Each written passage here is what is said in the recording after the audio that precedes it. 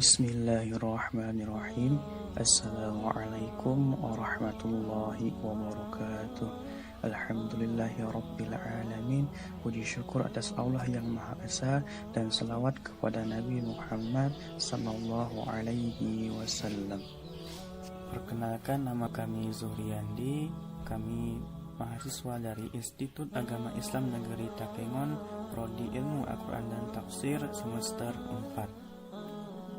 Pada kesempatan kali ini kita akan menampilkan sebuah tugas slide untuk memenuhi tugas mata kuliah Filsafat Islam. Dan di sini kita akan membahas salah satu filosof muslim bernama Muhammad Iqbal. Yang pertama kita akan membahas tentang biografi daripada Muhammad Iqbal. Muhammad Iqbal dilahirkan di Sialkot, Punjab, India, yang sekarang dikenal dengan negara Pakistan pada tanggal 9 November tahun 1877. Muhammad Iqbal meninggal di Lahore pada tanggal 21 April tahun 1938 pada umur 60 tahun. Beliau juga dikenal sebagai Allama Iqbal. Ialah seorang penyair, politisi, filsuf besar pada abad ke-20. Ia juga dianggap sebagai salah satu tokoh paling penting dalam sastra Urdu, dengan karya sastra yang ditulis baik dalam bahasa Urdu maupun Persia. Iqbal banyak dikagumi sebagai penyair klasik yang menonjol oleh sarjana-sarjana Pakistan, India maupun secara internasional.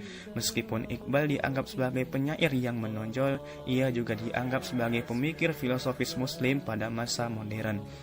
Buku puisi pertamanya bernama Asr-i Khudi, dan juga buku puisi lainnya termasuk Rumus-i Bikhudi, Payam-i Masrik, dan Zabur-i Ajam yang dicetak dalam bahasa Persia pada tahun 1915.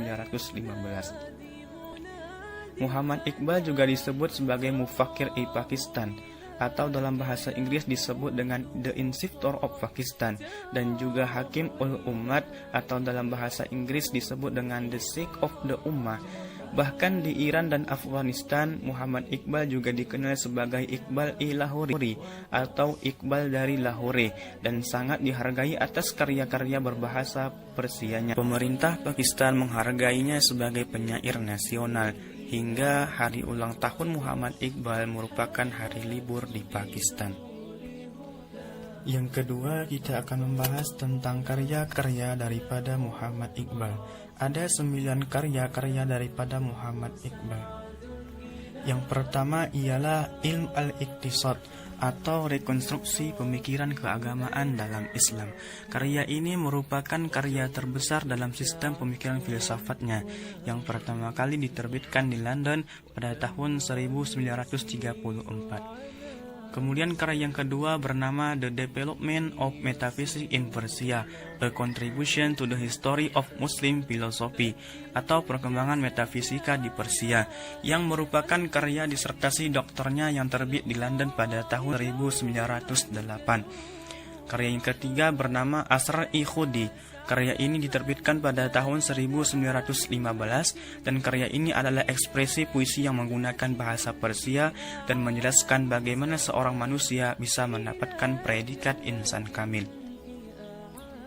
Karya yang keempat bernama Rumus-i Bikhudi.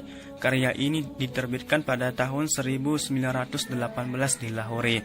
Karya ini merupakan kelanjutan dari pemikiran insan kamil, di mana insan kamil harus bekerja sama dengan pribadi-pribadi lain untuk mewujudkan kerajaan Tuhan di bumi. Karya yang kelima bernama Payam-i Masrik, atau Pesan dari Timur. Karya ini merupakan sebuah karya yang terbit pada tahun 1923 di Lahore.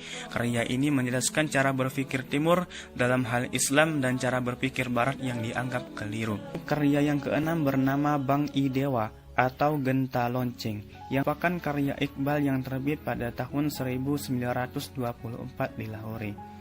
Karya yang ketujuh bernama Japit Nama, yang diterbitkan pada tahun 1923 di Lahore. Karya ini menjelaskan tentang petualangan rohani ke berbagai planet. Pengarang buku yang mengadakan dialog dengan para sufi, filsuf, politikus maupun pahlawan. Yang kedelapan, karya beliau bernama Musafir atau Orang yang dalam Perjalanan. Karya ini terbit pada tahun 1936 di Lahore. Inspirasi dalam karangan ini didapatkannya Muhammad Iqbal ketika beliau mengadakan perjalanan ke Turki dan Afghanistan. Dan karya yang terakhir yakni Bang-i Jibril atau Sayap Jibril yang terbit pada tahun 1938 di Lahore. Dan itulah beberapa karya-karya daripada Muhammad Iqbal. Kemudian kita akan membahas tentang pemikiran Muhammad Iqbal. Ada 3 pemikiran daripada Muhammad Iqbal. Yang pertama ialah tentang ketuhanan. Tentang persoalan ketuhanan, menurut Hamshinah Nasution, Iqbal mengalami 3 fase. Fase pertama terjadi dari tahun 1901 hingga kira-kira tahun 1908. Pada tahapan ini, Iqbal cenderung sebagai mistikus panteistik. Hal itu terlihat pada kekagumannya pada konsepsi mistik yang berkembang di wilayah Persia lewat tokoh-tokoh tasawuf falsafi seperti Ibnu Arabi. Dan pada tahapan ini juga, Iqbal meyakini bahwa Tuhan merupakan keindahan abadi, keberadaannya tanpa tergantung pada sesuatu dan mendahului segala sesuatu. Kemudian fase yang kedua terjadi pada tahun 1908 hingga tahun 1920. Pada fase ini, Iqbal mulai menyangsingkan tentang sifat kekal dari keindahan beserta efisiensinya, serta kausalitas akhirnya.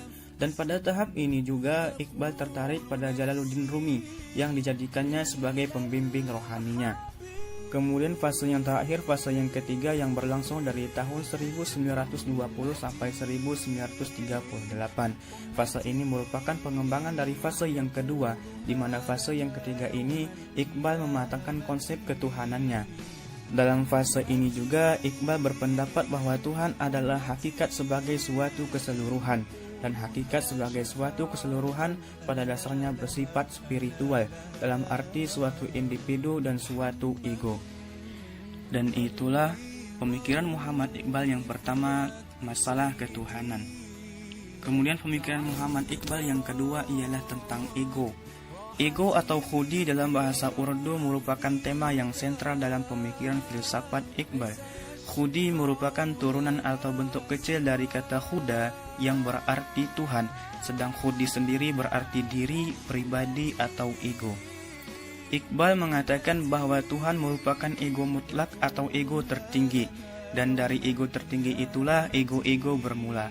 Alam semesta beserta seluruh isinya, sejak dari gerakan mekanik dari apa yang dinamakan sebagai atom materi sampai kepada gerakan pikiran bebas dalam ego manusia, merupakan penjelmaan diri dari ego tertinggi. Setiap atom tenaga ilahiyat, betapa kecil pun adalah segala wujud, merupakan suatu ego. Bagi Iqbal sendiri, ego seperti tangga nada yang memiliki berbagai tingkatan. Apabila semakin ke atas, maka ego akan mendekati kesempurnaan. Dan menurut Iqbal, realitas yang ada merujuk pada wujud Tuhan, manusia, dan alam. Tetapi realitas yang ada dan sebenarnya adalah wujud dari realitas absolut, wujud absolut atau ego. Dan dengan demikian, realitas absolut, wujud absolut atau ego mutlak merupakan realitas yang eksistensinya pasti ada dan mustahil tidak ada. Dan itulah pemikiran Muhammad Iqbal yang kedua, yakni tentang ego. Kemudian pemikiran Muhammad Iqbal yang ketiga ialah tentang insan kamil. Puncak pemikiran Iqbal tentang ego adalah insan kamil atau yang biasa disebut dengan manusia ideal. Tentang manusia ideal, ada ayat Al-Quran yang memotivasi manusia untuk sampai kepada predikat ideal tersebut. Antara lain surah Al-Baqarah ayat ke-123 yang artinya, dan takutlah kamu kepada suatu hari di waktu seseorang tidak dapat menggantikan seseorang lain sedikit pun, dan tidak akan diterima suatu tebusan daripadanya, dan tidak akan memberi manfaat sesuatu syafaat kepadanya, dan tidak pula mereka akan ditolong. Quran Surah 2 ayat 123. Ayat ini menggambarkan nasib manusia untuk memikul beban-bebannya masing-masing. Seorang diri mempertanggungjawabkan segala perilaku dan perbuatan yang telah mereka lakukan. Dan oleh sebab itu, manusia dituntut untuk menjadi manusia yang sebaik-baiknya. Untuk berbuat kebaikan haruslah dimulai dari diri sendiri, dan tentunya diri yang bisa melakukan berbagai kebaikan yaitu manusia yang sampai pada predikat insan kamil. Figur insan kamil menurut Muhammad Iqbal adalah Nabi Muhammad SAW yang seluruh hidupnya adalah untuk menegakkan kalimat Allah, menegakkan kemanusiaan dengan penuh semangat dan kreativitas. Lebih jauh menurut Iqbal bahwa Rasulullah ketika memperoleh pengalaman spiritual yang setinggi-tingginya, tetapi Rasulullah mau kembali dan menjadi manfaat bagi manusia yang lainnya. Demikianlah tampilan slide kami tentang Muhammad Iqbal. Baik bagi kawan-kawan semua dan sahabat-sahabat kami, silahkan share, like, dan subscribe, dan jangan lupa tinggalkan komen untuk memenuhi tugas mata kuliah kita yakni Filsafat Islam. Sekian dan terima kasih. Wabillahi taufiq wal hidayah. Wassalamualaikum warahmatullahi wabarakatuh.